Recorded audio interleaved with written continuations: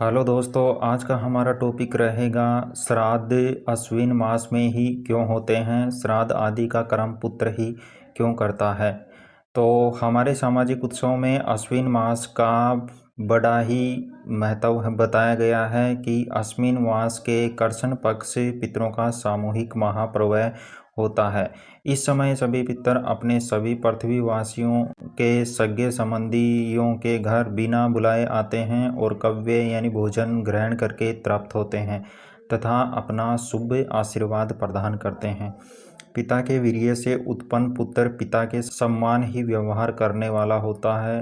हिंदू धर्म में पुत्र का अर्थ है पुनाम, नरक से त्राण करना, अर्थात पिता को नरक से निकालकर उत्तम स्थान प्रदान करना।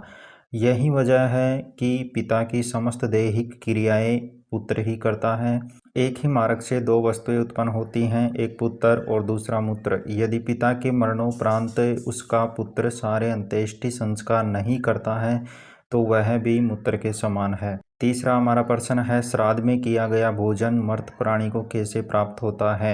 व्यक्तियों का ऐसा विश्वास है कि श्राद्ध में जो भोजन खिलाया जाता है वह ज्यों का त्यों उसी तौल अनुपात में पितरों को प्राप्त हो जाता है। वास्तव में ऐसा नहीं है। श्राद्ध में खिलाए गए भोजन का सूक्ष्म अंश परिणित होकर उसी अनुपात में पितरों को प्राप्त होता है।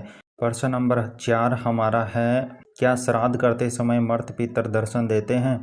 रामायण कथा के अनुसार जब भगवान श्री राम अपने पिता श्री दशरथ जी का श्राद्ध वन में कर रहे थे तब सीता जी ने श्राद्ध की सभी चीज़ें अपने हाथ से तैयार की थी, परंतु जब निमंत्रित ब्राह्मण भोजन करने लगे तो सीता जी दौड़कर कुटी में जाकर छिप गई।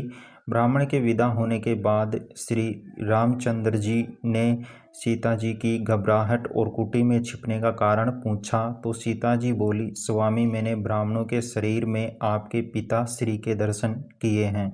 अब आप ही बताइए, जिन्होंने मुझे आभूषणों से विभूषित अवस्था में देखा था, अब वे मेरे पूजनीय ससुर मुझे इस अवस्था में देखकर उनके हृदय पर क्या बीतती।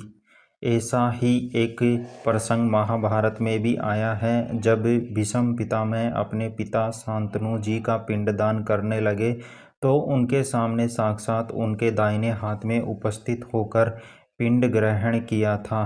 आखिर आप सभी प्रश्नों के उत्तर जान ही गए होंगे। आपको हमारे वीडियो के बारे में कैसा लगा हमें कमेंट करके ज़रूर बताइए।